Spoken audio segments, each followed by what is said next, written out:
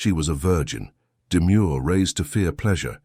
He was a shadowy millionaire marked by loss and vice. When he whispered, "I'll teach you what real love is," her world trembled. If you love romance stories, watch until the end. You won't regret it. Subscribe to this channel and leave a comment telling us where you're listening to this beautiful story from. Let's continue. The unseasonable March heat of London suffocated the streets that afternoon, but inside the small studio in Camden, Aurora Scott barely noticed the sweat trickling down her forehead. Her fingers danced over the fabric with the precision of someone born for it, each stitch a silent prayer, each seam an escape from the reality that had imprisoned her for 22 years. The sound of the sewing machine echoed through the cramped room, mingling with the noises of the city outside. Cars, horns, life happening while she remained there. Safe between the walls her mother had built like a fortress against the world. Constance always said the world was dangerous for girls like them, that men only wanted one thing, and that love was an illusion far too expensive for those who had nothing. Aurora stopped sewing for a moment and looked out the dusty window. Across the street, young people her age walked freely, laughing, living. She knew that feeling growing in her chest like a caged beast. It was hunger, not for food, but for experience, for touch, for life. It was a desire that shamed and frightened her in equal measure. "Aurora, have you finished Mrs. Marlene's dress yet?" Her mother's voice cut through her thoughts like a blade. "Almost, Mum, just the hem to go." Constance appeared in the doorway, wiping her hands on her apron. At 53, her face was marked by premature wrinkles, and her eyes carried an old sadness, as if she had seen things a person shouldn't see. She watched her daughter with that expression Aurora knew well, a mixture of love and worry, as if she were always waiting for something terrible to happen. "You're distracted today. Be careful not to prick your finger again." Aurora nodded, turning her eyes back to the navy blue fabric. In her hands. It was a simple dress like all the ones she sewed. No low necklines, no sheer panels, nothing that could awaken what her mother called base instincts in men. She herself only wore clothes that covered her from neck to ankle, dresses she sewed herself following the patterns Constance approved.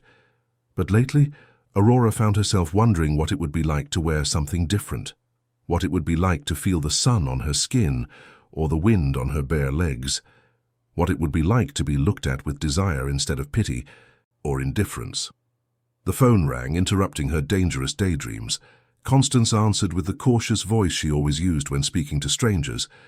"Constance's atelier." "What? A job where?" "The theatre." "No, sir, my daughter doesn't work in those kinds of places." "What do you mean, restoration? Costumes?" Aurora lifted her head, her heart beating faster. "Work in a theatre." It was the first time someone had called, offering something beyond the simple dresses for the neighborhood ladies. "How much? Good God, Aurora!" Constance covered the mouthpiece of the phone. "It's a job adjusting costumes for a play.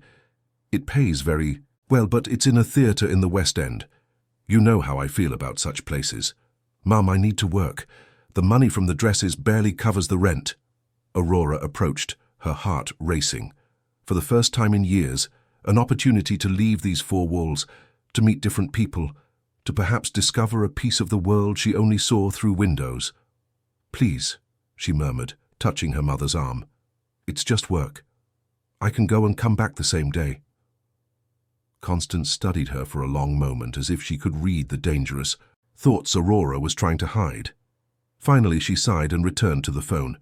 "Very well, she'll go, but I want all the details. Address, time, the name of the person in charge." When she hung up, Aurora tried to contain the euphoria exploding in her chest. She was going out. She was going to work in a real theatre.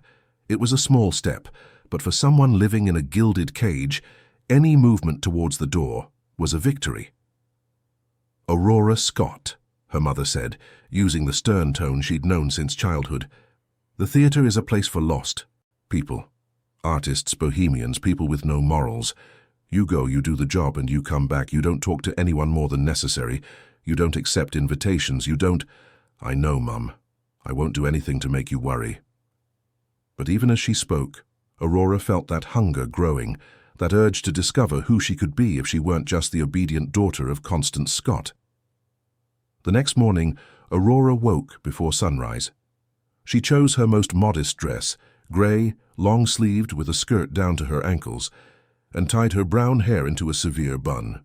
In the mirror she saw what she always saw, a pale young woman with large sad eyes as invisible as a ghost. But when she picked up her box of threads and needles, she felt something different, an energy she couldn't name, as if she were about to discover something important about herself. The Grand Albion Theatre was in a part of the city Aurora only knew from passing through when she went to the West End with her mother to buy fabric. It was an old building, with imposing columns and a facade that had seen better days but still carried the dignity of a golden age. When she entered, the smell of old wood and stage dust enveloped her like a strange embrace. There were people talking in small groups, men with beards, women in colourful clothes, young people with piercings and tattoos. It was a world completely different from hers, and Aurora felt like an intruder. "You must be the seamstress," said a woman with curly hair and a wide smile. "I'm Marina, the director of the play. So glad you could make it." Aurora murmured a shy greeting, clutching the box of threads to her chest. Marina led her through the narrow corridors to a room in the back, where mannequins displayed colourful and extravagant costumes, dresses with deep necklines, tight trousers, sheer blouses. Everything Aurora had been taught to avoid. "We need to fit these pieces to the actors' bodies. It's an experimental play about female liberation, you know, very intense, very visceral." Aurora nodded, though she didn't fully understand what that meant. But when she touched the fabrics, silks, velvets, materials she had never worked with, she felt an immediate connection. There was art here, beauty, audacity. "I'll leave you to it. If you need anything, just find me." Alone in the room, Aurora lost herself in the work. It was different from anything she had ever done. Each piece had its own personality, each adjustment was a creative challenge. For the first time in years, she felt completely absorbed, completely alive. It was while she was adjusting a red dress, a shade of red her mother would call the colour of sin, that she sensed the presence. Someone was watching her from the door. Aurora looked up, and her world stood still. A man was leaning against the doorframe, dressed in an impeccable dark suit, watching her with an intensity that made her blush. He was tall, elegant, with dark hair combed back and grey eyes that seemed to see right through her. He had a disturbing beauty, the kind of beauty that appeared in the films her mother wouldn't let her watch. "Forgive me," he said, his voice low and controlled. "I didn't mean to interrupt. You're the new seamstress." Aurora nodded, unable to find words. There was something about that man that made her nervous and excited at the same time, a dangerous energy, like electricity in the air before a storm. "I'm Raphael Montfort. I'm financing part of this restoration." The name sounded familiar. Raphael Montfort. She was sure she had seen it in the business pages of the newspapers she sometimes flipped through at the market.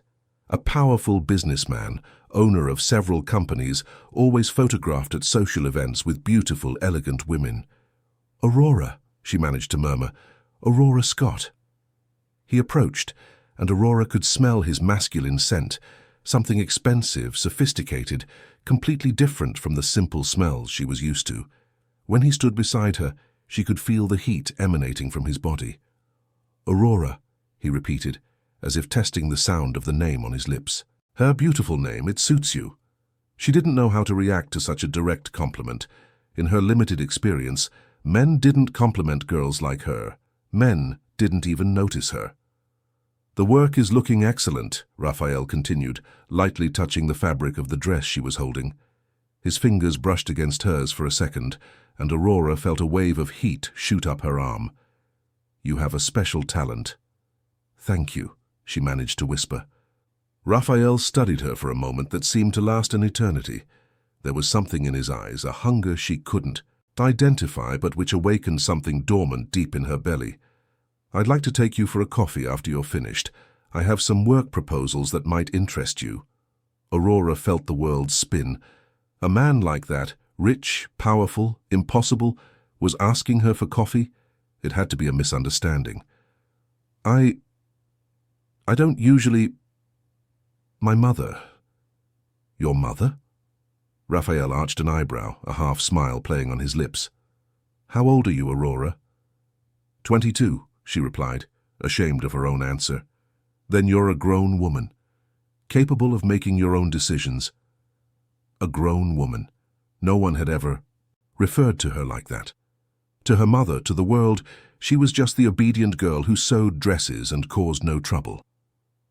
"I can't," she said finally, her voice barely a whisper. "I'm sorry." Raphael nodded, as if he had expected that answer, but he didn't seem disappointed. In fact, he looked pleased, as if she had reacted exactly as he wanted. "Of course, but if you change your mind, I'll be around for the next few days. The restoration will take some time." He headed for the door but stopped before leaving. "Aurora?" "Yes?" "You're more beautiful than you know. And stronger, too. One day when you're ready, you'll discover that." After he left, Aurora stood still for long minutes, her heart pounding like a drum in her chest. His words echoed in her mind, awakening sensations she didn't know existed.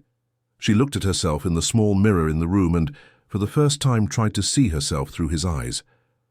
What had he seen? What had piqued his interest in a simple girl like her? When she returned home that afternoon, Constance bombarded her with questions. How had it been? Who had she spoken to? Had anyone behaved inappropriately with her? Aurora answered everything vaguely, carefully omitting the encounter with Raphael. She knew that if she told her about the coffee invitation, her mother would never let her go back to the theatre. And she needed to go back, not just for the money, but for something she couldn't name. That night, lying in her narrow bed, Aurora found herself thinking about him, about the way he had said her name, the intensity of those grey eyes, the implicit promise in his words. "When you're ready," he had said. Ready for what? For the first time in her life, Aurora questioned the rules she had always followed without question. Why couldn't she have coffee with an interesting man? Why did she have to live like a prisoner in her own life? Why was desire a sin if it felt as natural as breathing? She touched her own face in the dark, imagining what it would be like to be touched by other hands. Larger, stronger, more experienced hands. The thought scared and excited her at the same time, and she pulled her hand away as if she'd been burned. But the thought remained, planted in her mind like a seed in fertile soil. Over the following days, Aurora returned to the theatre with a regularity that her own mother found strange. There was always something to adjust, always an excuse to stay longer, and always, at some point during the day, Raphael would appear. Sometimes it was just a polite greeting, other times a conversation about the restoration's progress. But there was always that electric current in the air, that feeling that something was happening between the lines of their words. "You're different," Constance said one morning, observing her daughter with that alert expression Aurora knew well. "More agitated." "It's just the work, Mum. I'm learning new things." It wasn't a lie. Aurora was learning that a world existed beyond the four walls of the studio. She was learning that she could feel desire without being a fallen woman. She was learning that perhaps her mother's rules weren't the only truths in the world. It was on the Friday of that second week that everything changed. Aurora was working alone when Raphael entered the room, closing the door behind him. There was something different in his posture, a greater intensity, a determination that hadn't been there before. "I need to talk to you," he said without preamble. Aurora put her needle aside, her hands trembling slightly. "About what?" "About you. About what I see when I look at you." He approached slowly, like someone approaching a frightened animal. "You're hiding, Aurora, locking yourself away in a life that isn't yours." "I don't understand." "Yes, you do. I see it in your eyes. The hunger, the desire to be more than you are, the will to discover who you really are when no one is telling you who you should be." Aurora felt the words, like precise blows. It was as if he could read her soul, see through the mask of the obedient daughter she had worn for so long. "I have a proposition for you," Raphael continued, stopping just inches from her. "Not a financial one, a personal one." "What kind of proposition?" "Let me be your mentor, your guide to discovering who you really are. Let me teach you about the world, about pleasure, about freedom." His voice dropped to a whisper that made her shiver from head to toe. "Let me teach you how to truly make love." Aurora was breathless. His words hit her like a lightning bolt, awakening every nerve ending in her body. It was scandalous, it was dangerous, it was everything her mother had taught her to avoid. It was also the most tempting thing she had ever heard in her life. I can't," she murmured, but her voice held no conviction. "Yes, you can. It's just a matter of choosing. To continue living like a shadow, or to finally discover the light that exists inside you." Raphael raised his hand and lightly touched her face, his thumb tracing the line of her cheek.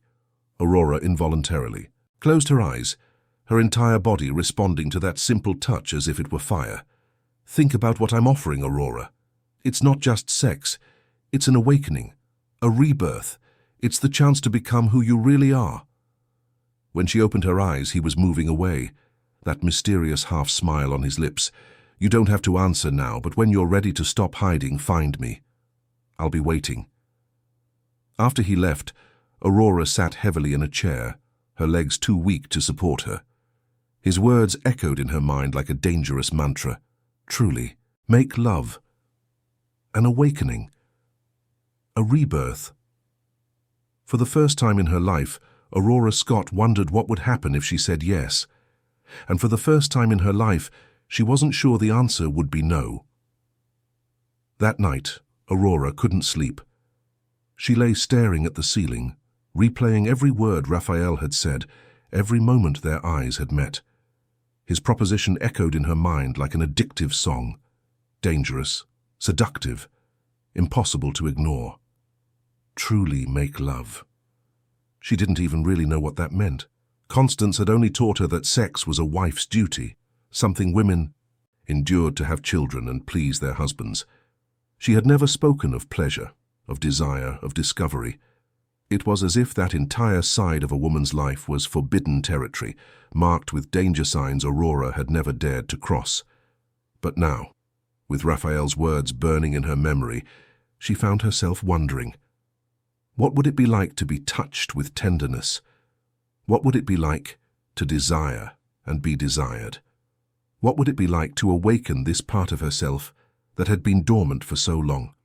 She got up in the middle of the night and went to the bathroom mirror.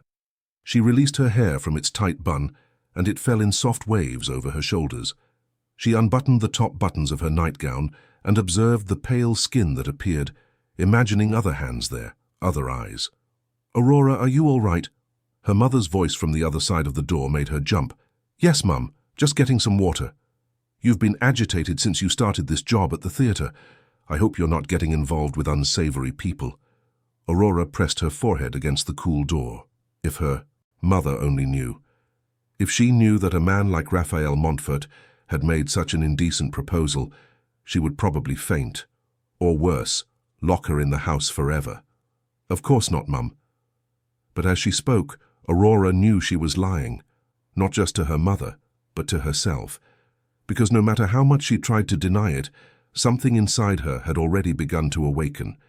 It was as if Raphael had lit a flame she didn't even know existed. The following Monday, Aurora returned to the theatre with a racing heart.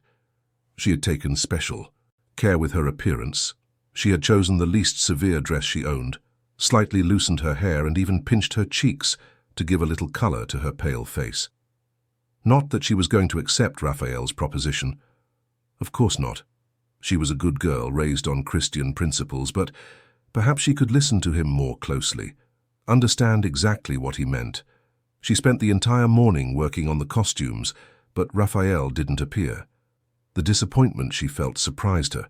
She shouldn't be waiting for him, shouldn't feel that emptiness when he wasn't around. It was Marina who brought the information that made her tremble. "Montfort had to travel on business. He'll be gone for a few days, but he left this for you." She held out a cream-colored envelope with Aurora's name written in elegant script. Aurora took it with trembling hands, trying to hide her anxiety. "He said it was about future work possibilities," Marina added with a smile. "You've impressed him, Aurora. It's not easy to impress Raphael Montfort. Alone in the costume room, Aurora carefully opened the envelope. Inside was an elegant card and an address written by hand. Aurora, when you're ready to discover who you really are, meet me at this address. Thursday at 8 in the evening. You don't need to say anything, just show up. Or don't. The choice is yours, and yours alone. Raphael. Aurora tucked the card into her dress pocket, her heart beating so loudly she was sure everyone in the theatre could hear it. Thursday. She had 3 days to decide if she wanted to cross a line that, once crossed, could not be uncrossed. In the days that followed, Aurora lived on a roller coaster of emotions. One moment she was determined not to go, convinced it would be madness. The next she found herself imagining what it would be like to meet him again, what it would be like to hear his low voice call her name. Constance noticed her daughter's agitation. "You're very distracted, Aurora. You've even pricked your finger 3 times today. What's going on?" "Nothing, Mum. I think it's just tiredness." "This theatre job is doing you no good. I always knew that environment wasn't for people like us. Theatre people live differently, have different customs. Maybe it's better if you go back to only working here at home." Panic seized Aurora. Go back to living only between these 4 walls? Go back to the suffocating routine of before, as if she had never discovered there was a world outside. "No, Mum, please, I need this job. The money has been important for the house." Constance studied her with those eyes that seemed to see into her soul. "We can get money in other ways. Your purity and your honor, once lost, never come back." Her mother's words followed her throughout Wednesday. Purity, honor. Concepts she had carried like banners her whole life, but which now seemed less important than the growing thirst to discover who she could be. Thursday arrived like a hurricane of nerves and anticipation. Aurora woke up determined not to go to the meeting. At 10 in the morning she was determined to go. By noon she was again determined to stay home. And so the entire day passed, changing her mind with every hour. At 7 in the evening she was in her room looking in the mirror, wearing the only dress she had that didn't look like a potato sack, a simple navy blue, but one that at least slightly defined her waist. She had let her hair down and used a little of the light pink lipstick a neighbor had given her last Christmas, which she had never had the courage to wear. "Where are you going, Aurora?" Constance appeared at the door, her eyes wide at the sight of her dressed-up daughter. Marina invited me for a coffee to talk about new jobs." Another lie.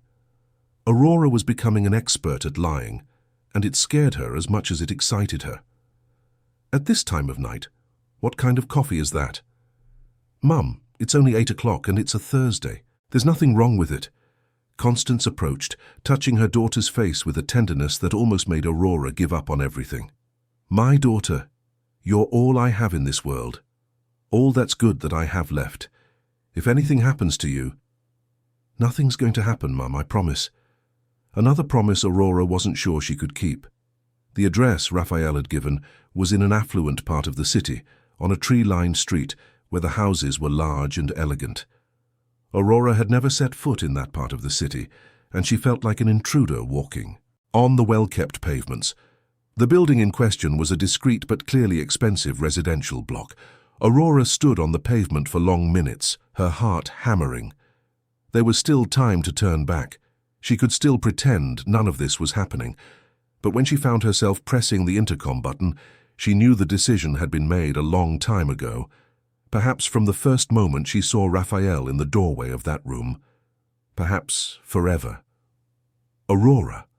His voice through the intercom made her tremble. "It's me. Come up. Penthouse." The lift ascended in silence, carrying Aurora to a meeting with a destiny she couldn't imagine. When the doors opened, Raphael was waiting for her, leaning against the frame of a half-open door. He looked different from the man in the impeccable suit she had met at the theatre. He was wearing a white shirt with the sleeves rolled up and dark trousers, his hair slightly disheveled as if he'd run his hands through it. He seemed more human, more approachable, but his eyes retained that intensity that left her breathless. "You came," he said, and there was genuine surprise in his voice. Yes. Come in." Please. The flat was everything Aurora had imagined it would be, modern, elegant, with large windows that offered a breathtaking view of the illuminated city. It was a world completely different from hers, a universe of possibilities she had only dreamed existed. Would you like something to drink? Wine? Water? Water, please. Aurora felt like Alice falling down the rabbit hole, entering a world where the rules she knew didn't apply. Raphael brought a glass of water and sat in the armchair opposite the sofa where she had settled, maintaining a respectful distance. "Thank you for coming," he said. "I wasn't sure you would." "I wasn't sure either." Raphael smiled, and it was the first time Aurora had seen a genuine smile on his face. It completely transformed his expression, revealing a humanity he usually kept hidden. "May I ask you a question?" he said, leaning forward. "Why did you come?" Aurora took a sip of water, buying time to think. Why had she come? Out of curiosity? Rebellion? For something deeper she couldn't name? "I don't know," she answered honestly. "Maybe because for the first time in my life someone saw me as a woman and not as a child who needs to be protected. That's exactly what you are, a woman, beautiful, intelligent, full of wasted potential." Aurora blushed at the direct compliment. She wasn't used to being seen, let alone praised. "You spoke of teaching me things," she said, gathering her courage. "What kind of things?" Raphael stood up and walked to the window, his hands in his pockets. For a moment he remained silent, observing the city lights. "Aurora, have you ever looked at yourself in the mirror, really looked?" "Of course I have." "And what do you see?" She hesitated. "An ordinary girl. Simple." Raphael turned to her, his eyes shining. "I see an extraordinary woman who has been taught to hide. I see beauty being wasted, passion being suffocated, life being lived by half." He moved closer to her, kneeling beside the sofa to be at her eye level. "What I want to teach you can't be learned from books or conversations. It's about discovering your own body, your own desires. It's about learning that pleasure isn't a sin, that feeling is natural, that you have the right to be happy." Aurora felt the air grow thick around them. Raphael's words awakened sensations she didn't know existed. "And how would that be?" "Slowly, at your own pace, without pressure, without fear. I would be your guide, not your owner. I would show you what's possible, and you would decide what you want to explore." Aurora closed her eyes, trying to organize the thoughts swirling like a hurricane in her mind. It was madness. It was dangerous. It was everything she had been raised to be against. It was also the first time in her life she felt truly alive. "I don't know anything about these things," she murmured. "I know. That's part of what makes this so special." Raphael extended his hand, lightly touching her fingers. "May I show you something? Something simple, with no strings attached. If you don't like it, you can leave, and we'll never speak of this again." Aurora looked at his hand touching hers. It was a gentle, almost innocent touch, but it sent waves of heat up her arm. She nodded, unable to form words. Raphael moved slowly, like someone approaching a frightened bird. He sat beside her on the sofa, still maintaining a respectful distance. "Close your eyes," he said softly. Aurora obeyed, her breathing becoming uneven. "Now take a deep breath. Feel the air coming in and out. Feel your own body." She tried to follow his instructions, but she was so nervous she could barely concentrate. "You're tense," Raphael observed. "It's natural. Relax. No one is going to hurt you." Gradually, Aurora managed to release the tension in her shoulders. Raphael's voice was hypnotic, calming. "Now," he continued, "I want you to imagine what it would be like to be touched with affection. Not sexually, just with tenderness. What would it be like to have someone stroke your hair?" As he spoke, Raphael raised his hand and ran his fingers through her hair, in a touch so gentle it could barely be felt. Aurora shivered from head to toe. "What would it be like to have someone trace the line of your face?" This time, he delicately touched her cheek, his thumb brushing over her cheekbone.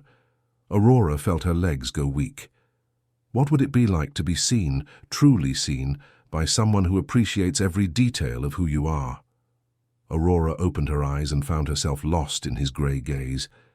There was something there that wasn't just physical desire. It was admiration. It was tenderness. It was something she couldn't name, but that made her feel beautiful for the first time in her life. She began, but couldn't finish the sentence.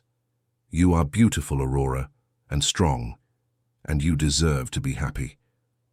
For a moment they stayed like that, looking at each other, the air charged with unexplored possibilities. Aurora felt she was on the edge of a cliff, one step forward, and her life would change forever. It was when Raphael's phone rang that the spell was broken. He answered with an impatient voice. No, I said I didn't want to be disturbed. What do you mean, urgent? Aurora saw his expression change, becoming stern, professional. Right. I'll be there in an hour. When he hung up, he looked at Aurora with an expression of genuine regret. I have to go. An emergency at the office. Aurora stood up quickly, relieved and disappointed at the same time. Of course, I understand. Aurora. Wait. She stopped at the door, turning to look at him. Think about what we talked about, what you felt, and when you're ready for the next step, find me. The next step? Raphael smiled, that mysterious half-smile that left her breathless. Let me take you to dinner, to a place where you can be yourself, where you can feel beautiful and desired, where you can discover what it's like to be truly courted. Aurora left that flat with her mind spinning. All the way home she replayed every moment, every touch, every word. She had crossed a line, that was certain. She had allowed a man to touch her in a way no other ever had. She had felt desires she didn't know existed. And the most frightening thing of all, she wanted more. When she got home, Constance was waiting for her in the living room, her face grim. How was the coffee? Fine, Aurora replied, trying to keep her voice normal. We talked about work. But when she went to her room and looked in the mirror, she saw that she was different. There was a sparkle in her eyes that wasn't there before, a color in her cheeks that didn't come from lipstick. It was as if something inside her had awakened, and Aurora knew there was no going back. She lay in bed thinking of Raphael's hands touching her hair, the way he had looked at her, the implicit promises in his words. For the first time in her life, Aurora Scott went to sleep not as Constance's obedient daughter, but as a woman who was beginning to discover her own desires. And for the first time in her life, it didn't bring her guilt, only a growing hunger for more. The days that followed were a sweet torture for Aurora. Every moment at home dragged on like an eternity, while her mind constantly returned to that night in Raphael's flat. His touch on her hair, the way he had said, she was beautiful, the promise of a dinner where she could be herself. All of it echoed in her thoughts like an addictive song. Constance began to notice subtle changes in her daughter's behavior. Aurora was more distracted, more dreamy. Sometimes she was caught smiling for no apparent reason. Other times she seemed lost in thoughts that made her blush. Aurora, did you hear what I said about Mrs. Gable's order? Aurora blinked, returning to reality. She was sitting in front of the sewing machine, but her hands had stopped working several minutes ago. Sorry, Mum, could you repeat that? Constance approached, touching her daughter's forehead. Do you have a fever? You've been so strange lately. I'm fine, just a bit tired. But Aurora wasn't just tired. She was hungry. Hungry for experiences she couldn't name, for touches she had never felt, for a version of herself she was just beginning to discover. It was as if Raphael had opened a door in her soul that she never knew existed. On Friday, while working at the theatre, Marina approached with a mysterious smile. This arrived for you, she said, handing over another elegant envelope. This time, besides a card, there was a small blue velvet box. Aurora opened it with trembling hands and almost dropped everything on the floor. Inside was a pair of delicate earrings, small pearls with a discreet sheen, elegant without being flashy. The card read, "To enhance the beauty that already exists. Saturday, 8 o'clock, the Skyline Terrace in the city centre. If you come, wear them. If you don't, keep them as a memory of a possibility. Raphael." Aurora quickly hid everything in her pocket, but her heart was racing. A gift. A man had given her a gift. It wasn't her birthday, it wasn't Christmas there. Was no special occasion. He had simply thought of her and decided to give her something beautiful. For the rest of the day, Aurora couldn't concentrate on anything else. The earrings seemed to burn in her pocket, constantly reminding her of the decision she had to make. Going to the dinner would be taking another step into that unknown territory. It would be admitting that she wanted to explore whatever was happening between them. When she got home, she went straight to her room and tried on the earrings. In the mirror, she saw a subtle but significant transformation. The pearls enhanced the delicate shape of her face, adding a touch of elegance she had never had. For the first time, Aurora saw herself as a beautiful woman. "Aurora, dinner!" Quickly, she took off the earrings and hid them in the back of her drawer, along with Raphael's card. During dinner, she could barely eat, her head buzzing with plans and fears. How would she explain another night out to her mother? What would she wear to an elegant restaurant? And most importantly, was she really ready to take this step? She spent the whole night awake, alternating between the decision to go and not to go. When the sun rose, she had made a resolution. She would go, but she would be cautious. It was just a dinner, after all. People had dinner together every day. It didn't mean anything more than what she wanted it to mean. Saturday dawned with a light rain that gave way to a clear sky in the afternoon. Aurora spent hours getting ready, as if it were a ritual of transformation. She washed her hair with extra care, letting it dry naturally in soft waves. She chose the only dress she owned that could be considered suitable for an elegant restaurant, a simple but well-cut navy blue that she had sewn for herself from an old magazine pattern. When she put on the earrings Raphael had given her, she felt a wave of nervousness and excitement. They were small, discreet, but to her they represented a silent rebellion against everything she had been taught to be. "Where are you going dressed like that?" Constance appeared at the bedroom door, her eyes wide. Aurora had rehearsed the answer. "It's Marina's birthday, a small party with the people from the theatre." "A party?" "Aurora, I know I don't like those things. Theatre people, drinking, music. It's nothing like that, Mum. It's just a simple dinner. And Marina has been very kind to me. It would be rude not to go." Constance approached, tucking a strand of her daughter's hair into place. "You're growing up," she murmured, almost to herself. "Sometimes I forget you're not my little girl anymore." The tenderness in her mother's voice almost made Aurora give up on everything. How could she be lying to the woman who had sacrificed everything for her? How could she be so disloyal? But when she took one last look in the mirror before leaving, she saw something that made her continue. She saw a woman, not the obedient daughter Constance had molded, but the Aurora who had been hidden for so long and was finally beginning to appear. The Skyline Terrace was on the top floor of an office building in the city centre. Aurora had never been to a place like this. Elegant without being ostentatious, with a stunning view of the city and an intimate atmosphere created by the soft lighting. When she entered, she saw Raphael immediately. He was sitting at a table near the windows, wearing a dark jacket over a white shirt open at the collar. When he saw her, he stood up, and the smile that spread across his face made Aurora feel like the most beautiful woman in the world.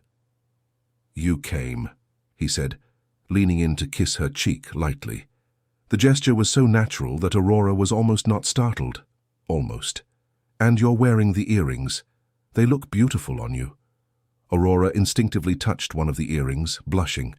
"Thank you. They are beautiful. Not as beautiful as the one wearing them." During dinner, Aurora discovered a side of Raphael she hadn't seen before. He was attentive without being invasive, interested without being intrusive. He asked about her dreams, her reading, her opinions on art and life. For the first time in her life, Aurora felt truly heard. "I've always wanted to travel," she confessed when he asked about her dreams. "To see the real sea, not just in photographs. To see other cities, other cultures." "And what's stopping you?" Aurora laughed sadly. "Everything.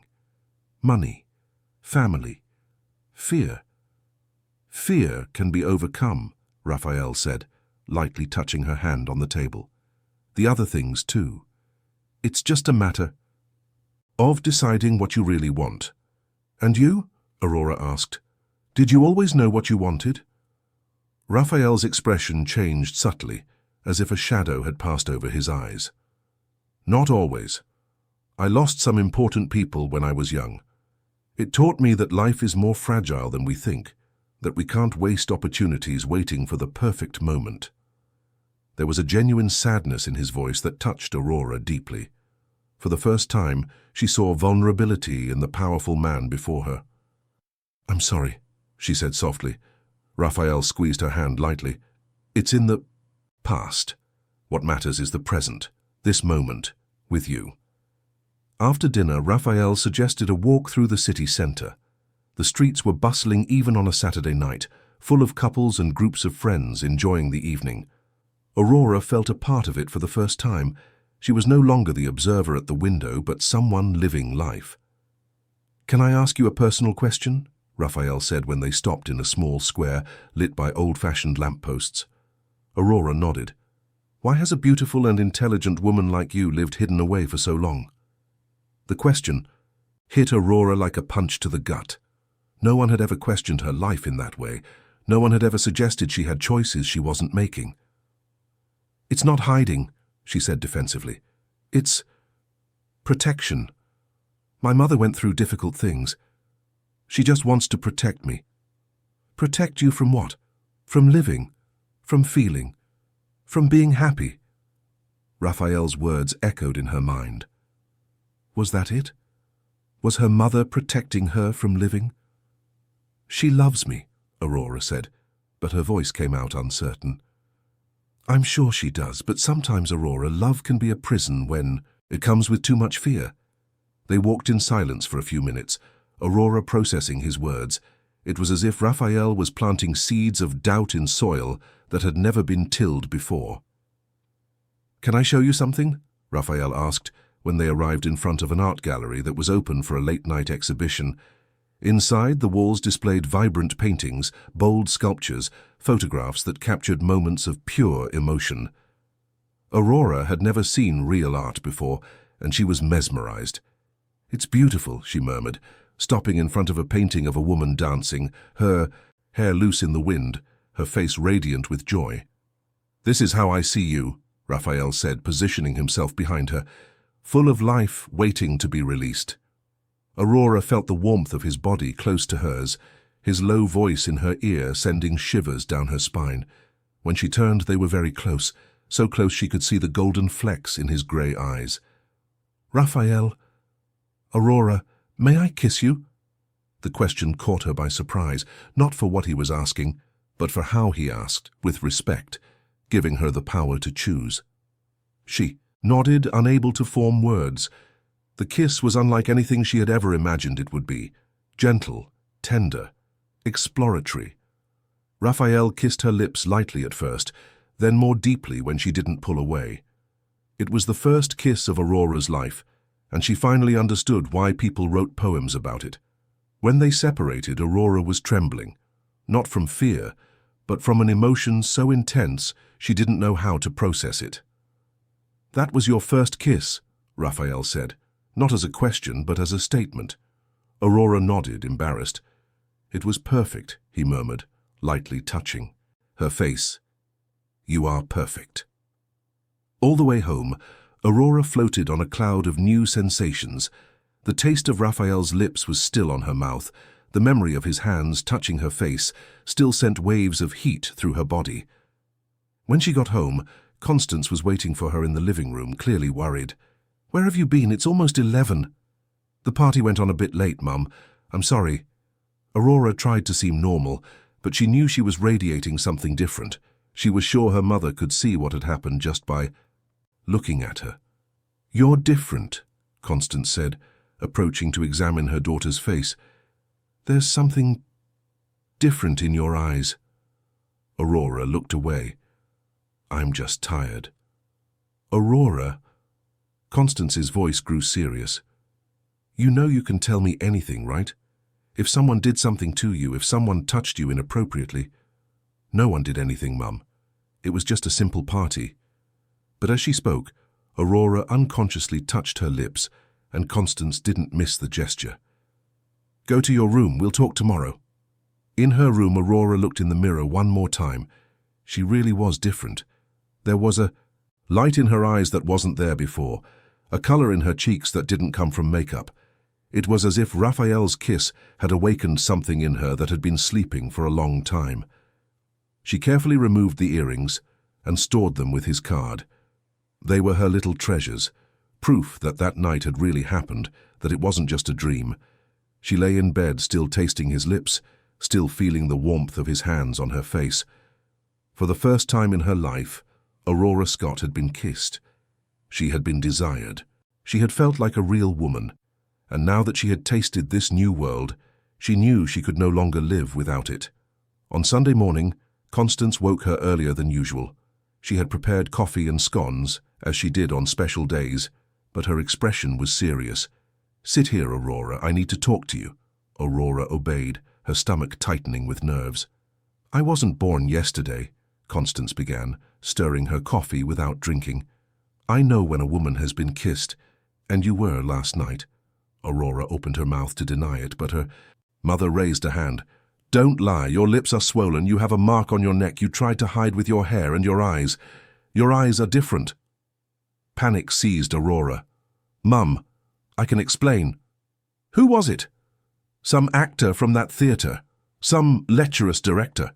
"It was nothing like that." "Aurora, you don't understand what you're doing." Constance's voice rose. "Men like that only want one thing. They play with innocent girls like you and then discard them like dirty rags. It's not like that." "It's not like that?" Constance stood up abruptly. "Aurora, you're 22 years old and you've never even had a proper conversation with a man. How can you know if it's like that or not?" Her mother's words echoed in Aurora's mind. It was true. She really knew nothing about men, about relationships, about the world. But she knew what she had felt the night before. She knew that Raphael had treated her with respect, that he had asked for permission before kissing her, that he had made her feel special. "Mum, maybe it's time for me to learn. Maybe it's time for me to live a little."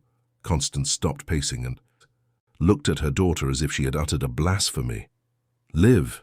Aurora, I've spent my entire life protecting you so you wouldn't make the same mistakes I made, so you wouldn't suffer what I suffered." "What mistakes? What suffering? You never tell me anything." It was the first time in her life Aurora had raised her voice to her mother, and both were shocked by the intensity of the outburst. "You want to know?" Constance approached, her eyes shining with unshed tears. "You want to know why I protect you so much?" Aurora nodded, suddenly afraid of what she was about to hear. "I was once young and foolish like you. I also believed the pretty words of a powerful man. I also thought I was special, that I was different from the others." Constance sat down heavily, her hands trembling. "He was rich, elegant. He made me beautiful promises. He said he would take me to see the world, that he would give me everything I deserved. And I believed him. I gave him everything. My body, my soul, my life." Aurora felt her heart race. There was something in her mother's voice that frightened her. "What happened?" "He got me pregnant and disappeared, vanished as if he had never existed, left me alone, pregnant, without money, without family. I had to manage as best I could to not starve to death." "Pregnant?" Aurora whispered. "But I'm an only child." Constance closed her eyes, the tears finally falling. "I lost the baby in the 6th month. A boy. After that, they told me I could never have children again, until by some miracle you came into my life years later." Aurora felt the world spin around her. Her mother had lost a child, had gone through such a great tragedy and never told her. "Mom, I didn't know. That's why I protect you so much, Aurora. That's why I'm so afraid, because I know what men are capable of. I know how they can destroy a woman with pretty words and empty promises." Constance took her daughter's hands in hers. "Promise me you won't see this man again. Promise me you won't throw your life away like I did." Aurora looked at her mother's aged hands, at the face marked by suffering, at the eyes full of love and fear. How could she deny that request? How could she cause more pain to the woman who had already suffered so much? "I promise, Mum. But even as she made the promise, Aurora knew that something had changed forever. She could no longer pretend she didn't know what it was to be touched, kissed, desired. She could no longer go back to being just the obedient daughter who never questioned anything.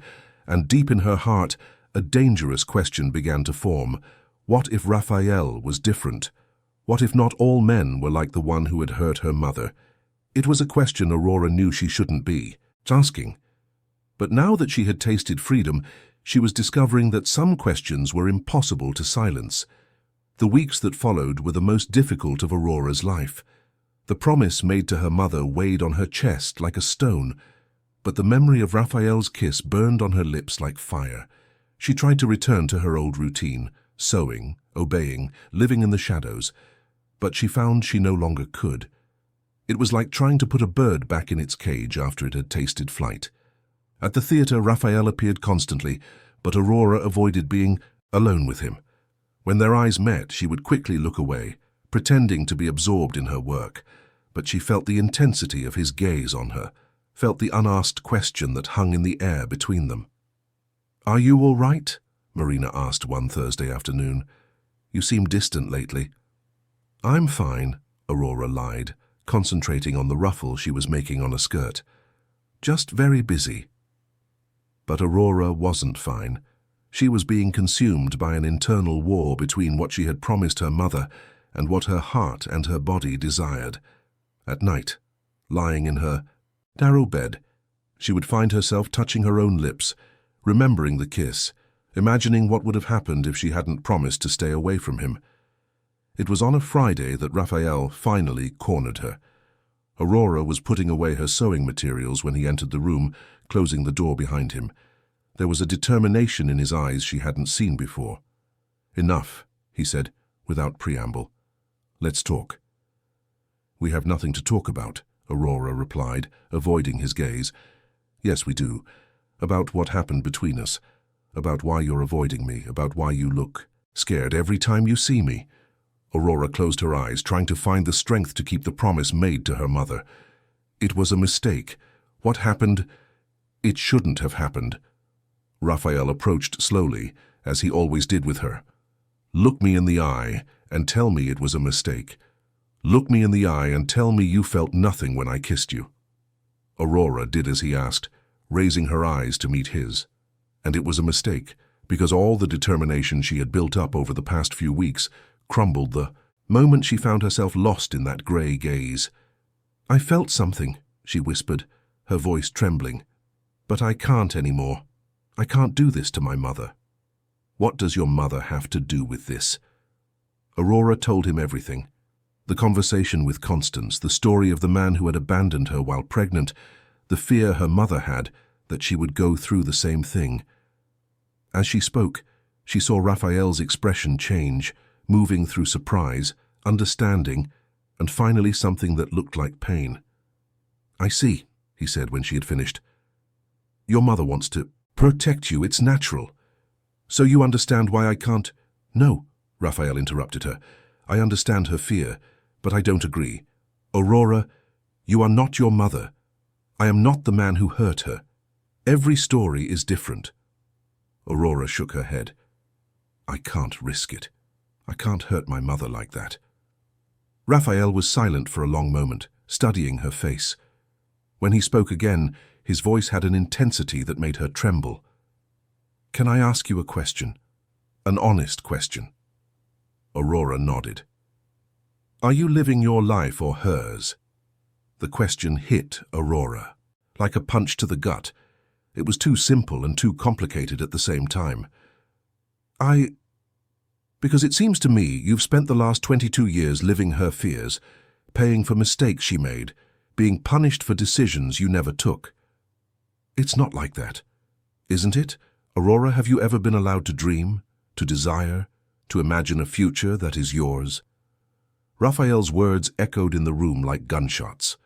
Aurora felt each one of them lodging in painful places in her soul that she preferred to keep closed. "My mother loves me," she said, but her voice came out weak. "I'm sure she does. But love without freedom is a prison, Aurora, and you deserve more than that." Raphael moved closer, lightly touching her arm. Let me show you what's possible. Let me give you one night where you can be who you really are, not who your mother wants you to be.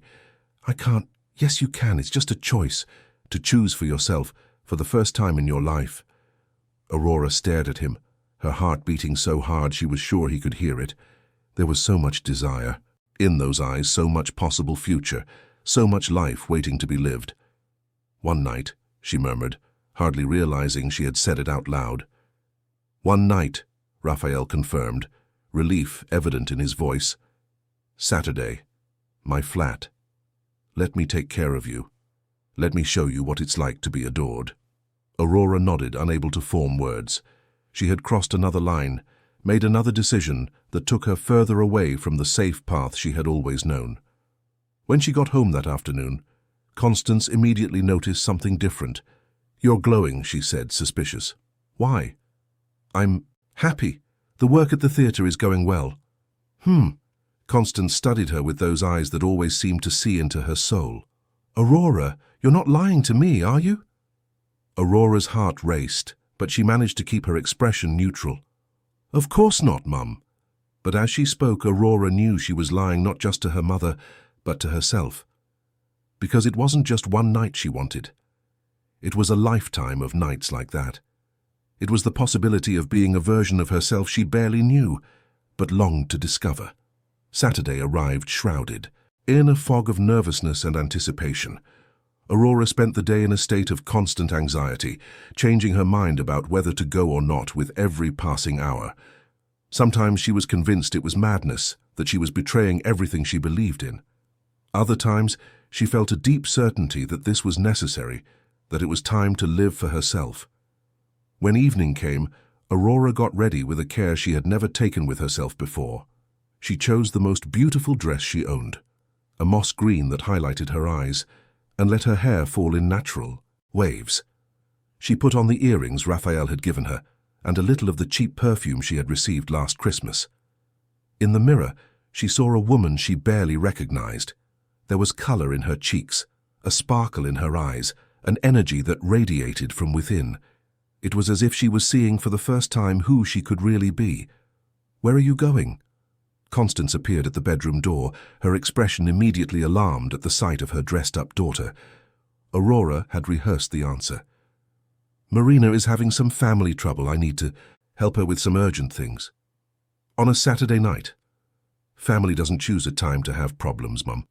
Constance approached, touching her daughter's face with a tenderness that almost made Aurora give up on everything. "My daughter, you're all I have. If I lost you..." "You won't lose me, Mum. I promise." Another promise Aurora wasn't sure she could keep. This time, when she arrived at Raphael's flat, Aurora didn't hesitate. She pressed the intercom with determination, went up in the lift with a racing heart but a decided mind. She had made her choice. For one night, at least she would live for herself. Raphael was waiting for her at the door, wearing a dark blue shirt that enhanced his eyes and simple black trousers. He was more casual than the other times, more approachable, and when he smiled upon seeing her, Aurora felt her stomach churn with nervousness and anticipation. "You look beautiful," he said, kissing her cheek lightly. "Come in." The flat was different. The lights were lower, there was soft music playing in the background, and on the coffee table was a bottle of wine and cut fruit. It was intimate without being intimidating, elegant, without being ostentatious. "You're nervous," Raphael observed, guiding her to the sofa. "A little," Aurora admitted. "You don't have to be. We won't do anything you don't want to. I promise." Raphael poured 2 glasses of wine, offering one to her. "I've never had wine," Aurora confessed. "Then today will be another first. Here's to many firsts." They drank slowly, talking about simple things, books, music, the theatre restoration. Gradually, Aurora felt her muscles relax, the tension dissipate. The wine helped, but it was mainly Raphael's presence that calmed her. He had a way of making her feel safe, even in unknown territory. "Can I confess something to you?" Raphael said after some time. Aurora nodded. "Ever since I met you, I can't think about anything else. You've invaded my thoughts, my dreams, my life. And it's not just physical desire. although that exists too. It's something deeper. Aurora felt her heart speed up at his words. What kind of something deeper? Raphael moved closer on the sofa, lightly touching her face. You make me want to be a better man. You make me question things I took for granted. You make me feel human. You've always been human. No, I've spent years protecting myself, building walls, avoiding any kind of real vulnerability, until you appeared. Raphael put down his wineglass and turned completely towards her. Aurora, may I kiss you again? In response, Aurora leaned forward, closing her eyes. This time the kiss was different, deeper, more necessary, charged with weeks of repressed tension. Aurora gave herself completely, allowing herself to feel everything she had been denying. When they separated, they were both breathing heavily. How do you feel? Raphael asked. Alive, Aurora whispered. For the first time in my life, I feel truly alive. Raphael smiled, running his fingers through her hair. Do you want me to stop here? Aurora studied him. She had come this far, had made the decision to live one night for herself. She could go home now, secure in the knowledge that she had tasted another bit of freedom. Or she could go further, discover what else was possible. No, she said, her voice firm despite her nervousness. I don't want you to stop. Raphael stood up, extending his hand to her. Then come with me. Aurora took his hand, letting him guide her to the bedroom. It was elegant and masculine, with a large bed and windows that overlooked the illuminated city. Raphael stopped beside the bed, turning to her. Are you sure? I am. What happened next was a revelation. Raphael touched her as if she were something precious, exploring every curve, every reaction, with a patience and tenderness Aurora had never imagined existed. He guided her through sensations she didn't know were possible, awakening parts of her body and soul that had been sleeping her whole life. It wasn't just sex. It was an awakening, a discovery, a transformation. Afterwards, lying in the dark with their breathing still uneven, Aurora felt as if she had been born again. Her whole body vibrated with new sensations, her mind spun trying to process what she had experienced. How do you feel? Raphael asked, his voice soft in her ear. Different, Aurora whispered. Completely different. Raphael ran his fingers through her hair, the gesture affectionate and protective. You're extraordinary, he murmured. More beautiful, more passionate, more courageous than you imagine. Aurora snuggled against his chest, feeling his heart beating strongly. For the first time in her life she felt complete, as if all the pieces of a puzzle had finally fallen into place. Raphael, Thank you for showing me who I can be. He kissed the top of her head. You didn't discover who you can be, Aurora. You discovered who you always were. You were just hidden. They stayed like that for hours, talking softly, touching with an intimacy that went beyond the physical. Aurora told him about her dreams of traveling, about the books she read in secret, about the feeling of always watching life from the outside. Raphael spoke of his loneliness, of how he had built his life around work to avoid real connections, of how she had changed that. It was when Aurora was almost asleep that Raphael said something that made her wake up completely. Aurora, I need to tell you something. About my past. About why I am the way I am. She propped herself up on her elbow, looking at him in the dim light. When I was young, I lost my younger brother, Gabriel. He was 16. Raphael's voice grew lower, laden with an old pain. It was in a construction accident, a poorly inspected site, terrible quality materials. The building collapsed in the middle of the night. Gabriel was there because he was helping some friends recover some things they had left on the site. Aurora felt his body tense against hers, as if the memory still caused physical pain. It was my fault. I should have taken better care of him. I should have been there. It wasn't your fault, Aurora said softly. Accidents happen. It wasn't an accident. It was negligence. Greed. Someone cut corners to increase profit, and my brother paid the price. Raphael sat up in bed, running his hands through his hair. That's why I became who I am. I built my empire to have enough power so that no one else would go through what I went through, to control, to protect, to never feel helpless like that again. Aurora sat up too, touching his arm. That's why you're afraid to let go, to trust. I was, until I met you. Raphael turned to her, his eyes shining in the dim light. You make me want to risk it again. You make me believe that maybe it's worth opening up to someone. Aurora felt her heart ache. There was so much vulnerability in this powerful man, so much pain hidden behind the facade of control. I'm scared too, she confessed, scared of not being enough, scared of disappointing you, scared of repeating my mother's mistakes. You are not your mother, and I am not the man who hurt her. Raphael took her hands in his. Can I make you a proposition? A real one this time? Aurora nodded. Let me get to know you for real. Let me show you the world that exists beyond the four walls where you've hidden for so long. I'm not just talking about sex, although that's important too. I'm talking about partnership, companionship, building something together. Aurora felt her heart race at his words.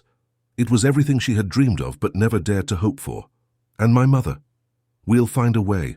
We'll show her that not all men are the same, that you can be happy without repeating her past. Aurora looked into his eyes, seeing sincerity, hope, a future. It was terrifying and thrilling at the same time. I want to try, she whispered. Raphael smiled, kissing her lips softly. Then let's try. Together.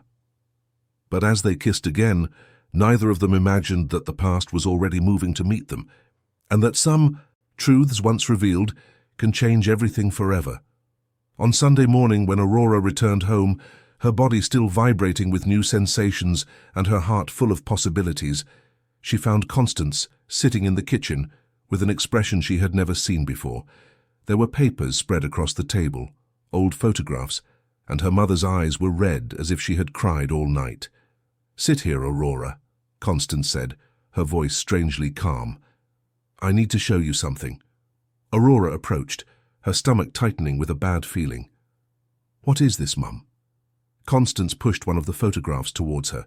It was an old photo, yellowed with time, of a young, elegant man next to a woman Aurora took a few seconds to recognize as her mother, decades younger. This is the man who got me pregnant and abandoned me, Constance said, her voice trembling. The father of the son I lost. Aurora picked up the photo, studying the man's face. There was something familiar about him, something that bothered her without her knowing why. Mum, why are you showing me this now? Constance picked up another paper, a more recent newspaper clipping. Because I found out who the man you're involved with is. Aurora felt the blood freeze in her veins when she saw the headline, Businessman Raphael Montfort inaugurates new construction company headquarters. I don't understand. The surname. Aurora. Montfort. It's the same surname as the man who destroyed me 25 years ago. Edward Montfort. Constance pointed to the newspaper photo where Raphael appeared next to an older man. This is Edward Montfort, Raphael's father, the man who promised me the world and left me with nothing. Aurora felt the world spin around her. Raphael was the son of the man who had hurt her mother. The man she was falling in love with was the son of the man who had caused all the pain and fear that had shaped her upbringing. It can't be a coincidence, Constance continued, the tears finally falling. He knows who you are. He knows who I am. This is all revenge, Aurora. He wants to finish what his father started. Aurora looked at the photos, at the clippings, trying to process the information. Everything that had happened between her and Raphael, the seemingly casual meetings, the special attention, the way he seemed to know her even before they spoke. It all started to make sense in a terrible way. He used me, she whispered, her voice strangled. It was all planned. My daughter, Constance approached, wrapping Aurora in her arms. I tried to protect you. I tried to warn you, but you wouldn't listen to me.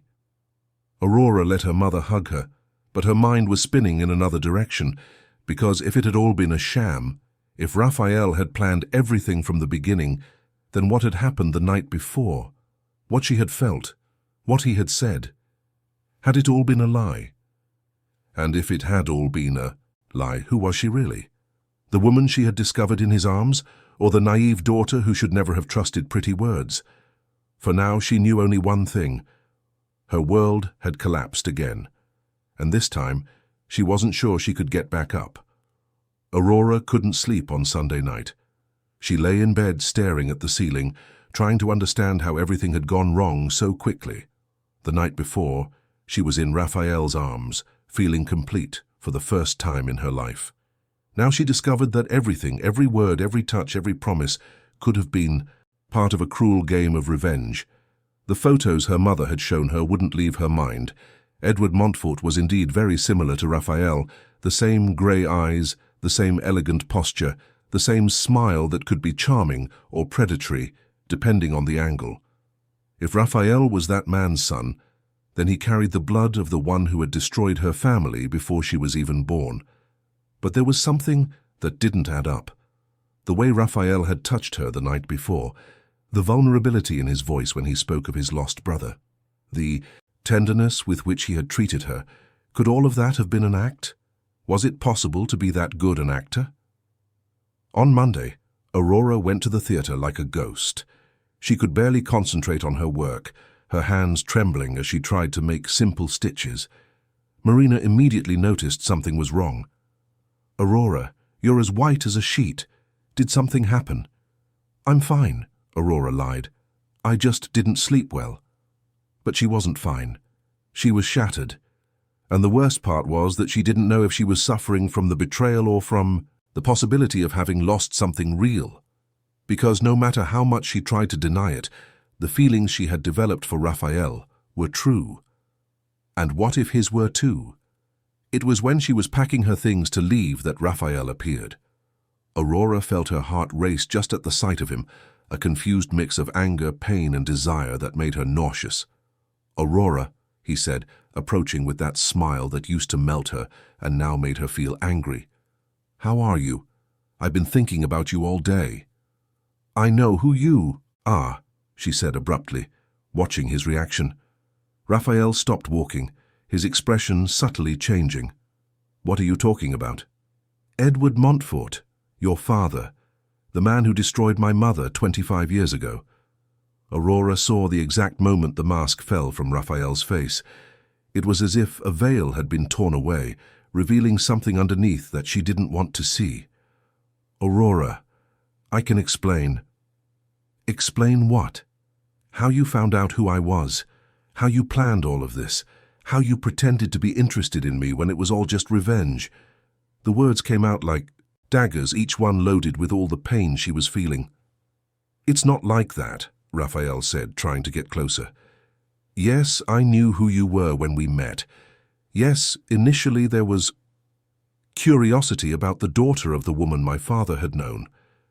But everything changed, Aurora. What happened between us changed everything." Aurora took a step back, as if his proximity could contaminate her. "Changed when?" "When you decided it would be fun to seduce the daughter of the woman your father abandoned. When you realized I was pathetic enough to fall into the same trap my mother did. You don't understand." Raphael ran his hands through his hair, frustration evident in his voice. "In the beginning, maybe it was that. Curiosity, even a twisted kind of justice. I wanted to understand what kind of woman my mother had raised. I wanted to know if you would be like your mother." Every word was like a slap to Aurora's face. "But everything changed the moment I really looked at you," Raphael continued. "When I saw who you really were, strong, pure, brave. When I realized I was falling in love." "Don't you dare use that word," Aurora interrupted. Him, her voice trembling with rage. "Don't you dare pretend you feel anything for me when this was all a sham from the start." "It wasn't a sham.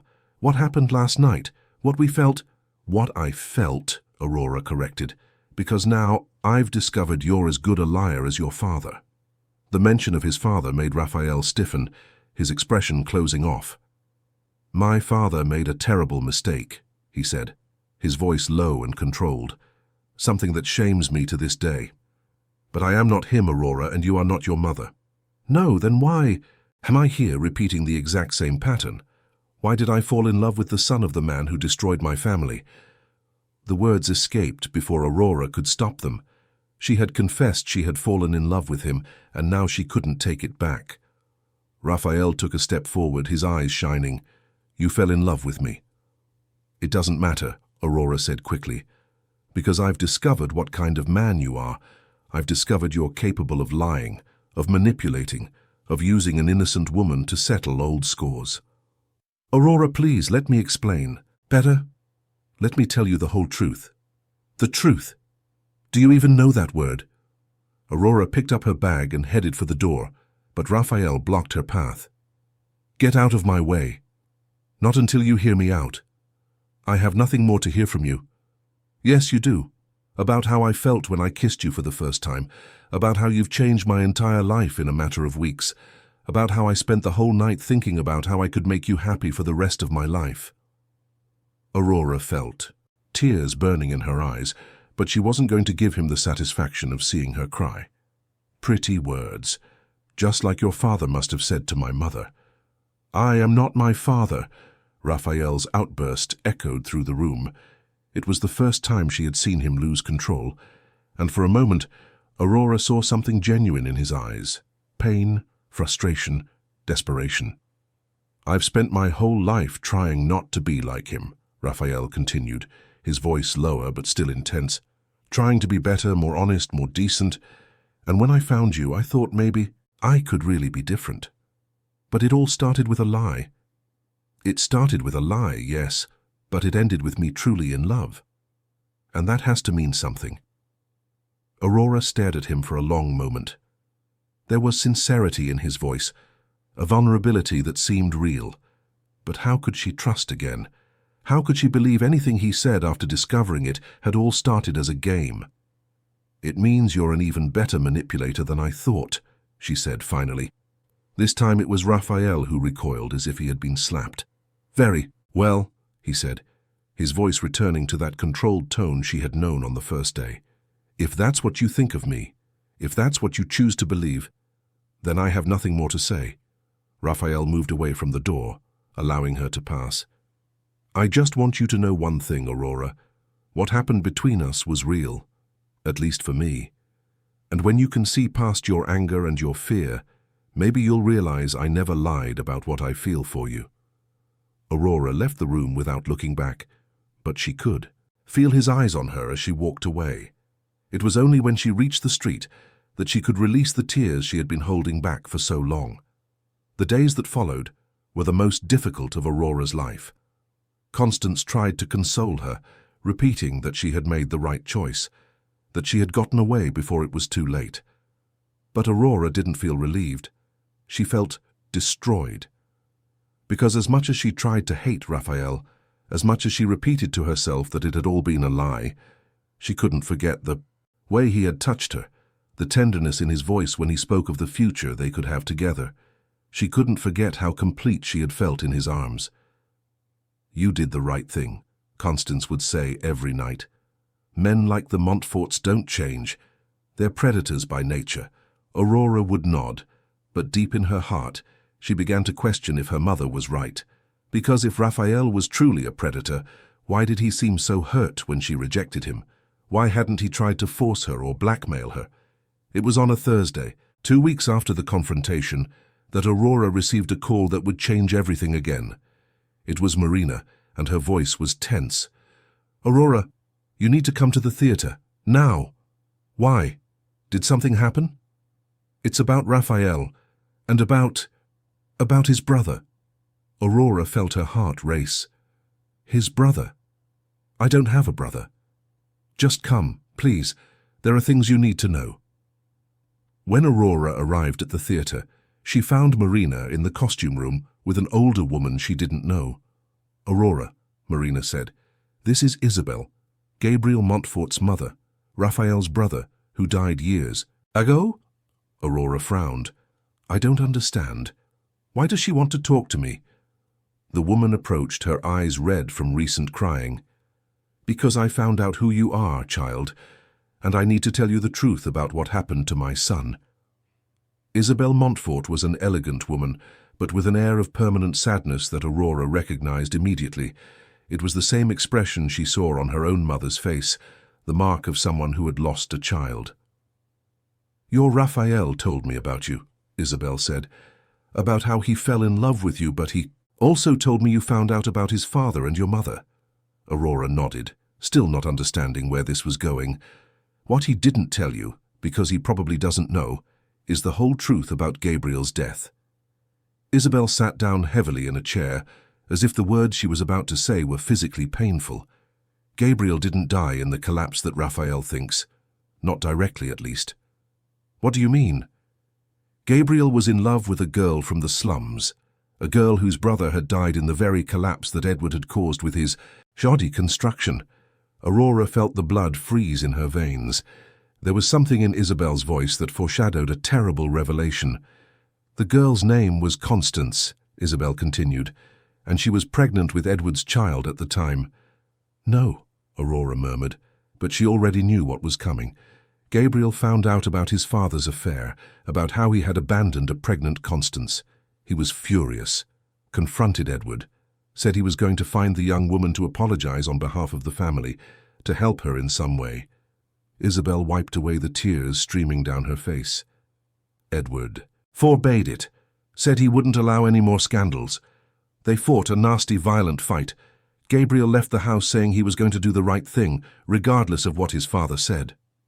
Aurora leaned against the wall, feeling her legs weaken. "It was when he left the house that night that Gabriel had the accident. He was on his way to find your mother when his car skidded in the rain. He died at the scene."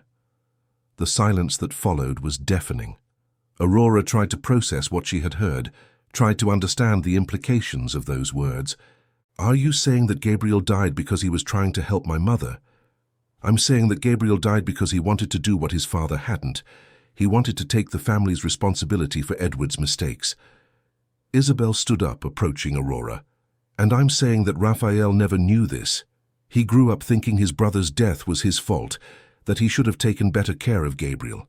He never knew that Gabriel died trying to right his father's wrongs." Aurora felt the world spin around her. If this was true, then Raphael wasn't the monster she had thought he was. He was a victim, like her, of Edward Montfort's mistakes. "Why are you telling me this now?" "Because I saw my son fall in love for real for the first time in his life. I saw him happy. I saw him with hope. And when I learned that you had rejected him thinking he was just like his father, I couldn't let history repeat itself." Isabel took Aurora's hands in hers. "Don't let the mistakes of the previous generation destroy your future. Gabriel died trying to fix his father's mistakes. Don't let his death have been in vain." When Aurora left the theater that afternoon, she felt as if she was seeing the world through a completely new lens. Everything she had thought about Raphael, about his family, about her own situation, had been called into question. Raphael wasn't the villain of the story. He was, like her, a victim of circumstance.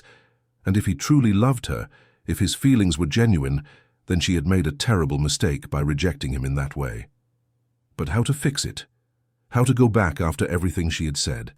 How to rebuild trust after she herself had destroyed it? And more importantly, how to face her mother with the truth about Gabriel? How to tell Constance that a young man had died trying to help her, and that she had spent her whole life hating the wrong family? Aurora arrived home that night, knowing that her life had changed again. But this time maybe there was still time to change for the better.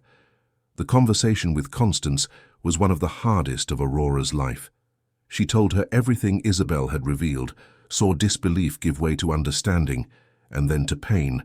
Constance cried as she hadn't cried in years, not just for the loss she had suffered, but for the guilt of having carried the wrong hatred for so long. "That boy died because of me," she repeated between tears. "He died trying to help me, and I never even knew." "It wasn't your fault, Mum, just like it wasn't Raphael's fault." Constance looked at her daughter with eyes swollen from crying. "You still love him, don't you?" Aurora couldn't deny it. "I do." "Then go after him. Don't let the past destroy your future, like it destroyed mine." The next morning, Aurora dressed carefully. and went to Raphael's office. She had rehearsed what she would say, but when she found herself in front of the elegant building where he worked, all the words fled from her mind. The receptionist informed her that Raphael had traveled on business and wouldn't be back until the end of the week. Aurora left only her name, saying she would return. Those were the 5 longest days of her life. Aurora wandered the city like a lost soul, rehearsing what she would say, imagining how he would react. Would it be too late? Would he be able to forgive her for the terrible things she had said? When she finally found him on Friday afternoon in his office, Aurora almost didn't recognize him. Raphael looked tired, thinner, with an expression of sadness she had never seen before. When he saw her enter, the surprise in his eyes was genuine. "Aurora?" He stood up from his desk, uncertain. "What are you doing here?" "I came to apologize," she said, her voice trembling. "I came to tell you I was wrong, about everything." Raphael studied her face for a long moment. "About what specifically?" Aurora took a deep breath. It was time to be completely honest. "About you, about your feelings, about who you really are." And then she told him everything, about the conversation with Isabel, about Gabriel, about how she finally understood that Raphael was as much a victim as she was of Edward's mistakes. She spoke of the sleepless nights thinking of him, of how she regretted every cruel word she had said. When she finished, Raphael was silent for so long that Aurora began to think he wouldn't respond. "Do you really believe what you're saying?" he finally asked. "I do." "And your mother?" "She apologizes to you as well, and she gave me her blessing to be here." Raphael approached slowly, stopping just inches from her. "Aurora, I love you. I love you in a way I never thought possible. But I can't go through what I've been through these past few weeks again. I can't live in fear that you'll leave me every time you discover something about my past you don't like." Aurora touched his face, seeing the pain in his eyes. "Never again. I promise. Because now I know who you really are. And I know that I love you too." This time, when they kissed, it was different from all the other times. It was a kiss of reunion, of forgiveness, of a new beginning. It was a kiss that sealed not only forgiveness but the promise of a future together. But neither of them knew that the past had not yet finished collecting its price, and that the most difficult revelation was yet to come.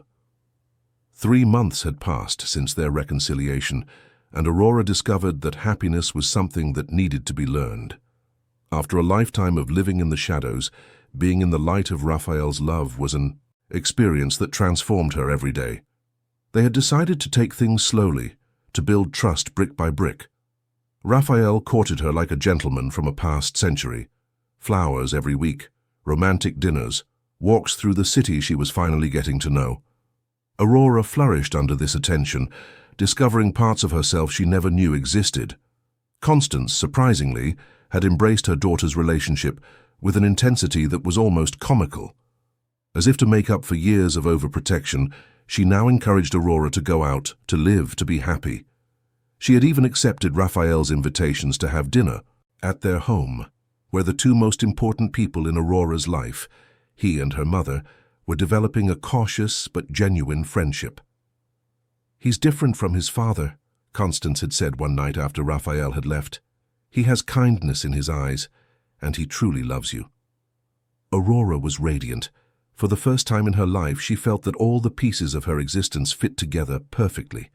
Her work at the theater had expanded.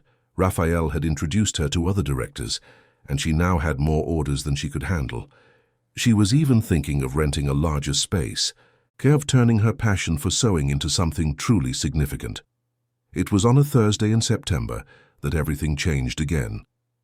Aurora was finishing a wedding dress when Raphael appeared at the theater with an expression she had never seen before. There was an urgency in his movements, a tension that made her stomach clench with apprehension. "I need to talk to you," he said, closing the door to the room. "It's important." "What happened?" Aurora dropped her needle, giving him her full attention. Raphael took a deep breath as if preparing to jump off a cliff. "I found out something about Gabriel's death, something that changes everything. Aurora felt her blood run cold. What? I hired a private investigator a few months ago.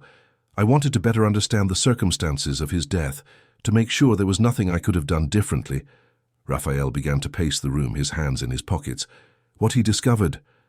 Aurora, Gabriel didn't die in an accident. What do you mean? The accident was staged. Someone sabotaged his car. Aurora leaned against the table, feeling her legs weaken. Who would do something like that? My father. The words came out as a whisper but hit Aurora like a scream. She stared at him, trying to process what she had heard. Your father killed his own brother. Gabriel had found out about other cases like your mother's. Other women my father had gotten pregnant and abandoned, other shoddy construction projects that had caused deaths. He was gathering evidence to turn over to the police. Raphael stopped pacing, turning to face her. Edward couldn't let that happen. His reputation, his businesses, everything would have been ruined. So he had someone sabotage Gabriel's car. Aurora felt nausea rising in her throat. The evil of it, the coldness of a father killing his own son to protect his interests, was something her mind could barely process. Are you sure? I have all the evidence. Payment records, recorded conversations, witnesses my father thought were dead. Raphael approached her, taking her hands. Aurora, I'm going to turn everything over to the police. Edward will finally pay for what he's done. But before I do that, I needed to tell you. Because this is going to become a huge scandal. The newspapers will talk about everything, about Gabriel, about your mother, about us. Aurora looked at him, seeing the pain in his eyes. Discovering that his own father had killed Gabriel must be tearing Raphael apart, but he was here, thinking of her, worrying about how it would affect her. You have to do what's right, she said, squeezing his hands. Gabriel deserves justice. All of your father's victims do. Even knowing this will expose our whole story? That they'll say you're the mistress's daughter? That I'm the murderer's son? Aurora thought about the life she had built over the past few weeks. The simple happiness of being loved, the peace of finally finding her place in this world. All of that was about to be destroyed by the coming scandal, but when she looked at Raphael, she saw not just the man she loved, but someone who had suffered as much as she had from Edward's crimes. Someone who deserved to see justice finally served. We're in this together, she said simply. Whatever comes, we'll face it together. The relief on Raphael's face was instantaneous. He pulled her into his arms, burying his face in her hair. I love you so much, he murmured. I don't know what I would do without you. You'll never find out, Aurora replied, because I'm not going anywhere. But even as she spoke, Aurora knew they were about to face the storm of their lives, and she had no idea if their love would be strong enough to survive it. The next few weeks were a blur of lawyers, journalists, and increasingly shocking revelations. Edward Montfort had not only killed Gabriel. His network of crimes included bribery, blackmail, several deaths by negligence, and a staggering number of abandoned pregnant women. Aurora and Raphael became the center of a media frenzy that neither of them was prepared for. The newspapers loved the story, the abandoned mistress's daughter falling in love with the son of the man who had destroyed her family. It was dramatic, romantic, and just scandalous enough to sell magazines. Gold digger takes advantage of heir in quest for revenge, one headline read. Forbidden love, businessman's son involved with father's mistress's daughter, said another. Aurora tried to ignore it, but it was impossible. On the street, people recognized her and whispered. Clients cancelled orders. The simple, happy life she had built was disappearing before her eyes. It was on a particularly difficult afternoon, after being surrounded by journalists at the theater entrance, that Aurora reached her breaking point. She called Raphael crying, saying she couldn't take it anymore. Come home, he said. Come stay with me until this all blows over. What if it doesn't blow over? What if we're always the children of the protagonists of a terrible scandal? Then we'll be that together. Aurora, do you remember what you told me, that we would face everything together? She remembered, but she hadn't imagined it would be this hard.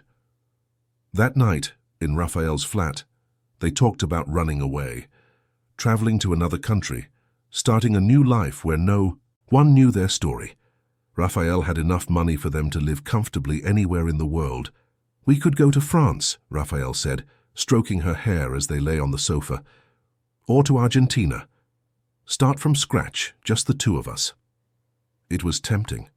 Aurora imagined a simple life in a small town where she could sew dresses for local brides, while Raphael might open a small business, where they could just be an ordinary couple, without the weight of the past. But then she thought of Constance, who had finally found peace after decades of carrying guilt and anger. She thought of Edward's other victims, who were finally seeing justice done. She thought of Gabriel, who had died trying to do the right thing. "We can't run away," she said finally. "It would be like letting your father win, even after he's dead." Edward Montfort had died of a heart attack 2 weeks after being arrested. Some said it was the stress. Aurora suspected it was cowardice, the inability to face the consequences of his own actions. "So we stay, and we build something better on the ruins he left behind." Raphael kissed the top of her head. "How did you get so wise?" "I learned from a very strong woman, one who survived the worst a Montfort could do, and still had the strength to raise a daughter full of love." It was then that Raphael did something Aurora didn't expect. He got off the sofa, knelt before her, and took a small velvet box from his pocket. "Aurora Scott," he said, his voice trembling slightly. "Will you marry me?" Aurora looked at the box, then into his eyes, feeling her heart stop. Now? In the middle of all this madness? Especially now. Because if we're going to face the world, I want it to be as husband and wife. I want everyone to know that what we have is real, it's forever, it's stronger than any scandal. Inside the box was a simple but beautiful ring, a single pearl surrounded by small diamonds. It was elegant without being ostentatious, just like Aurora. "It was my grandmother's," Raphael explained, "the only person in the family who always did the right thing. It would be an honor if you would wear it." Aurora looked at the ring, then at the man kneeling before her. The man who had completely changed her life, who had taught her to love, to dream, to live. The man who was willing to face anything by her side. "Yes," she whispered, tears streaming down her face. "Yes, I will." When Raphael placed the ring on her finger, Aurora felt as if an invisible chain that bound her to the past had finally broken. It didn't matter what the newspapers said, it didn't matter how many people judged them. They had each other, and that was all that mattered. The wedding took place 2 months later in a small, intimate ceremony at Constance's house. Only close family and a few dear friends were present. Marina had decorated the small backyard with wildflowers, and Aurora wore a simple dress she had sewn herself, white but with blue details, representing both purity and freedom. Isabel Montfort was there, representing Raphael's family, and had become a mother figure to him after her husband's death. She and Constance had developed an unexpected friendship, united by the pain of losing children and the joy of seeing Aurora and Raphael happy. During the ceremony, Aurora looked at Raphael and saw not the heir to an empire built on crime, but the man who had chosen to do what was right, who had sacrificed his inheritance to ensure justice was served, who had turned his family's dirty money into a foundation to help families who were victims of construction negligence. "Would you like to write your own vows?" asked the vicar Constance had invited. Raphael nodded, taking Aurora's hands. "Aurora," he began, his voice thick with emotion, "you taught me that it's possible to be reborn, that we are not prisoners of our father's sins, that love can heal wounds that seemed impossible to mend. I promise to love you, not in spite of our history, but because of it, because it was our history that brought us to each other." Aurora dried her tears before speaking. "Raphael, you showed me who I really am. You gave me the courage to fly when all I knew was how to hide. You taught me that fear doesn't have to be stronger than love. I promise to build a future with you that honors those we've lost, that is worthy of the love that brought us here." When they kissed as husband and wife, Aurora felt that all the pieces of her life had finally fallen into place. It wasn't the life she had imagined when she was young, it was infinitely better. A year later, Aurora was in the garden of the house she had bought with Raphael on the outskirts of the city, watering the roses they had planted together. It was a simple but light-filled house, with a spacious studio where she worked creating increasingly sought-after dresses. Raphael's foundation was thriving, helping dozens of families a month. He had found a satisfaction in social work that he had never found in business. Ironically, helping others had made him a richer man in every way that mattered. "Love?" Raphael appeared at the kitchen door holding the phone. "It's Marina. She wants to talk to you." Aurora smiled, wiping her hands on her skirt before taking the phone. "Hi, Marina." "Aurora, I have incredible news. Remember that fashion magazine that interviewed you last month? They want to do a special feature on you. From scandal to success, the seamstress who turned tragedy into art." Aurora laughed. She still found it strange to be treated as an interesting person by others. "And there's more," Marina continued. "They want you to showcase your creations at London Fashion Week." "I'm not a designer," Aurora protested. "I'm just a seamstress." "No, darling, you're an artist, and it's time the whole world knew it." After she hung up, Aurora turned to Raphael, who was watching her with that proud smile she loved so much. "Fashion Week," he said. "My wife at Fashion Week." "Our wife," Aurora corrected, placing her hands on her still flat stomach, where a new life was growing. Raphael's eyes widened. "Aurora, are you—" "3 months," she confirmed, laughing at the shocked expression on his face. Raphael scooped her up, spinning with her around the garden while shouting with joy. When he set her down, he was crying. "A baby," he murmured, gently touching her belly. "Our baby." Constance is ecstatic. She said she's already started knitting blankets. "And it will be a loved baby," Raphael said, kissing her forehead. "Very loved." That night, lying in bed, Raphael traced lazy circles on Aurora's stomach. "What are you thinking about?" she asked. "About how strange it is that my father's greatest mistake resulted in the greatest blessing of my life." "It wasn't a mistake," Aurora said. "Gabriel once said that nothing happens by chance, that all pain has a purpose." Aurora had started talking to Gabriel as if he were an older brother protecting his family from the beyond. Raphael had laughed at first, but now he also talked to his dead brother in the early hours when he couldn't sleep. "Do you think he would approve of our marriage?" Aurora smiled in the dark. "I think he's the one who introduced us."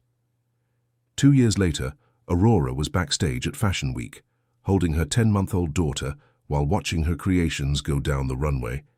They were dresses that told stories of overcoming, of love, of women who had discovered their strength. The collection was called Rebirth, and each piece represented a phase of the journey that had taken Aurora from the frightened girl hiding in her mother's studio to the confident woman she was today.